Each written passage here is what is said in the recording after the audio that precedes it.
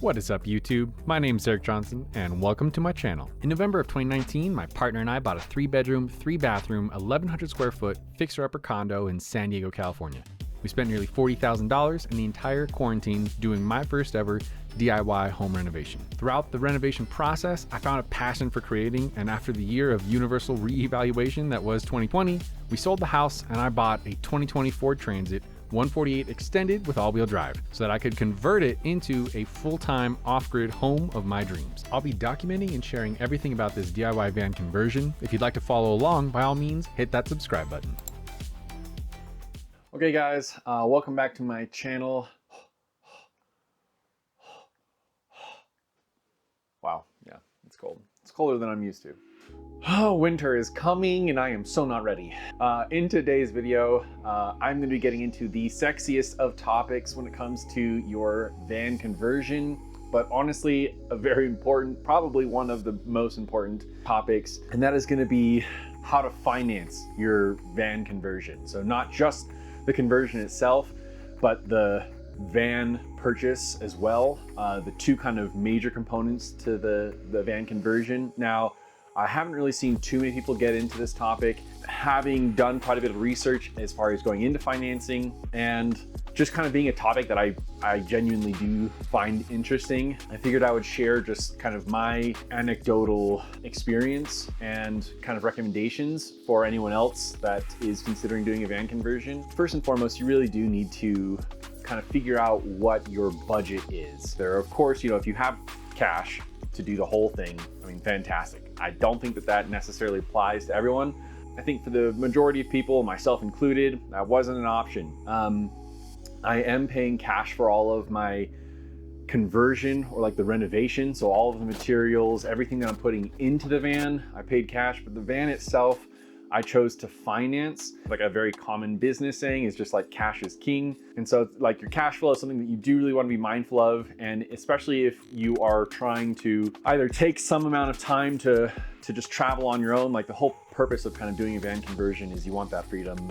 I've seen a lot of people where they'll go and pay for the van in cash, and that obviously, given the price of these vehicles, has a pretty big impact on their cash reserves just immediately. Of course, if you run out of funds, that definitely is going to cut down on your travel time and sort of defeat the whole purpose of doing a van conversion. What I would kind of recommend, of course, everyone's budget and everyone's situation is unique to them. And so what I would recommend, first and foremost, like the best financing option for a van, if you're going to go down that route, is to see if you can find like a personal vehicle loan. Now that is going to be a hurdle, but it's not impossible.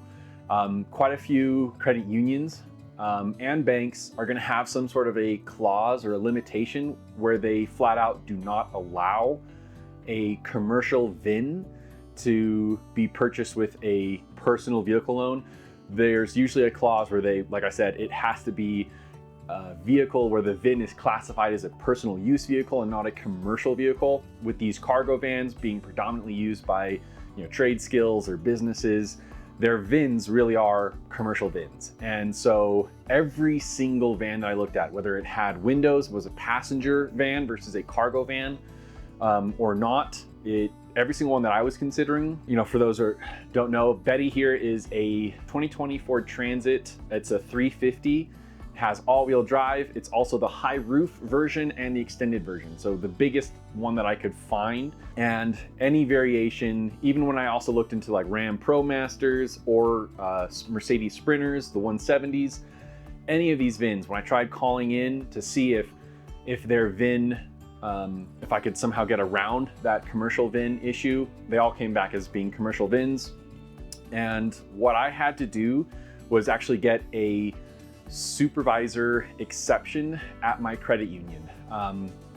I was very upfront and direct with them. I told them that the reason I was looking to buy a large cargo van wasn't for any particular business, but I wanted to do a DIY renovation, camper van conversion. And that was something that thankfully at least the very first rep that I spoke with understood, and he transferred me to a supervisor who immediately understood what I was trying to do and had worked with a number of other credit union members that were doing the exact same thing. And so that particular guy, I don't know what his name was, but I ended up having, I think, a total of almost a half a dozen phone calls where I kept going back and forth whenever a different supervisor would see my loan application process.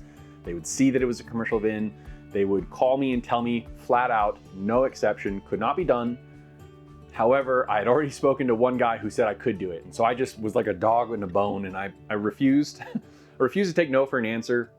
It was 3 weeks and it was a total pain in the butt, but ultimately, the powers that be at my credit union, I financed through Navy Fed Credit Union, just for those that are curious. I was able to get an exception for a commercial VIN as a personal loan. So Betty was financed at 72 months with a 2.29% interest rate, which is about as low of an interest rate as you're gonna find because she was also brand new, direct from a dealer, not certified used. And so it had kind of the best financing options available.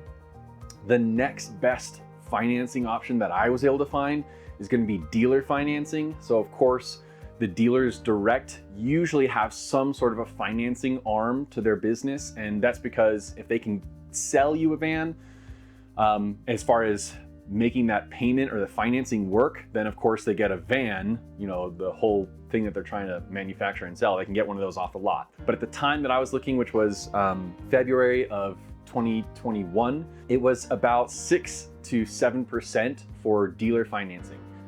Okay, so the next kind of financing option that I did look into is a RV loan. Now, RV loans are something that you can usually get through like a credit union. They do have a much longer time horizon. I mean, sometimes like 120 months, they give you like 12 years or 10 years, I guess that is, to pay off, but they have a significantly higher interest rate.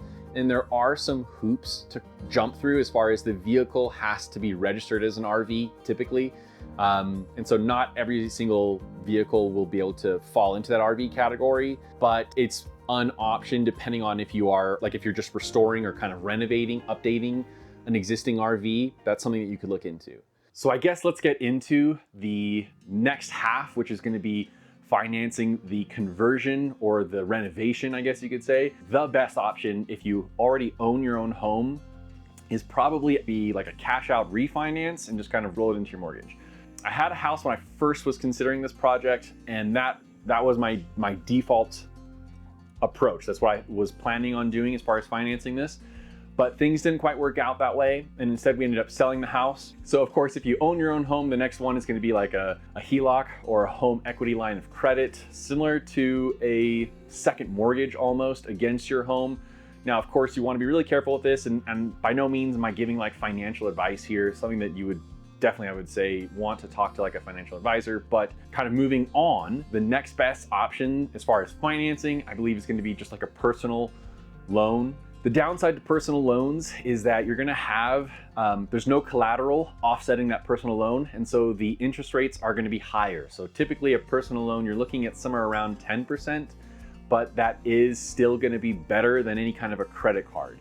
Credit cards nowadays usually start at around, if you're lucky, maybe you can find one around that 10% mark, but they're usually like closer to 12% and up.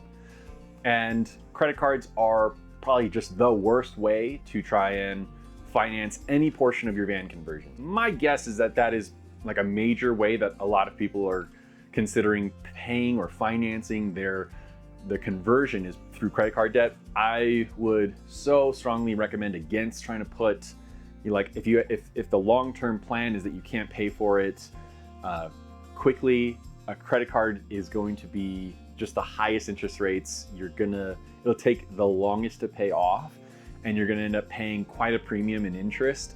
So if you're gonna do this, I would say try and go get pre-approved for either your vehicle financing and or like a personal loan. So I guess kind of getting into more of how I chose to finance my conversion project. So my entire budget is about $90,000 for my whole van conversion, including my vehicle. 90 grand is a lot of money. The vast majority of that is the vehicle itself. Everything out the door for my van, including my sales tax. I opted to finance my sales tax, just kind of roll that in and save as much cash as I could for all the other stuff, since I had access to it. And a 2.29% interest rate is pretty good. Was about $55,000 or so. When it comes to setting up the budget for your van conversion, I spent weeks, I think, researching everything. Just there's a million different components that you can try and look into. And so I had this master Excel spreadsheet that I think has over like 100 line items, and would go through, research the ones that I thought I needed, but you're never really gonna have it all. My experience with the home renovation that we did was, no matter how much time you spend, especially if you've never done a project, if this is your first time, you're not gonna know everything. You're not gonna have a complete picture of every single component that you're gonna need. I can just about guarantee that you are gonna be off on your budget, and probably by a sizable percentage. And so, as like a general rule of thumb, when you do all of your calculation, try and spend a sizable amount of time, like really try and get as accurate as you possibly can, within reason. Don't spend months, because there's other stuff you need to spend that time on. But do really give it like a couple weeks. Try and put some serious research into all the various components, the fees, the licensing, just whatever, taxes. You're gonna have miscellaneous things that are gonna come up. And once you come up with that good enough budget, I guess, I would suggest add like 10 to 15%. What I did was I added 10%. My van conversion was pretty close to about $30,000 from what I had anticipated. I added in a $3,000 kind of miscellaneous budget. And from that point until about 2 or so months, once I really started acquiring materials and had to start dealing with unexpected shipping fees or changes in product pricing because of all the supply chain issues that are just going on right now, prices have gone up. Yeah, my own budget went up from that 33 to 35. And so plan on there being unexpected issues or budget increases, and just having that miscellaneous probably gonna be one of the biggest things that you could do. I guess one last thing that I would recommend, as like a kind of an asterisk here, is even if you are gonna be using cash to pay for like all of the conversion components, the actual purchases, everything should go through a credit card. Like no ifs, no ands, no buts. You should be using a credit card to make all of your purchases, and then just still go in and pay that thing off immediately. But for so many different reasons, whether it's accumulating points or getting a sign-up bonus, because FYI, when you're doing a van conversion and you're dropping tens of thousands of dollars, that's a fantastic time to sign up for like a brand new card, because you're definitely going to get that like introductory, spend X amount of dollars within so many months and you'll get 100,000 points. You can do that. But like I said, don't treat a credit card like it's your money. It's not your money. You're paying for the pleasure of that kind of financing option. But if you're smart about it, you can use the points, but also you have extended warranty protections, and you also have like accidental damage, or if it gets shipped to you and it's broken, your credit card will actually cover that. So credit cards have a number of protections for you, and especially when you're gonna be funneling this much money through a fairly short period of time, yeah, I definitely would suggest use a credit card. If you're curious what credit card I'm using, I have a Chase Sapphire Reserve. I freaking love that card. That's my main card. In addition to that, I use a Chase Freedom Unlimited. It's all about the points, babies. Those redemption points for the Chase Sapphire Reserve are amazing. So for record, I flew round trip to Costa Rica in business class, and I did all through points, and we spent less than the equivalent coach class tickets. So whatever, I'll get off my little point soapbox, but they're amazing. If you guys have any questions about anything that I went over, if you would like me to kind of go into more detail on a particular category, let me know in the comments, and I will do my best to probably make another video or a follow-up, or at least respond to you or something. But thank you guys so much for sticking around. If you guys haven't already seen it, here's a link to my most recent video where I actually installed these swivel seats. If you have any questions, or if you're trying to figure out how to install swivel seats yourself, go ahead and give that video a look. But I'll see you guys in the next video.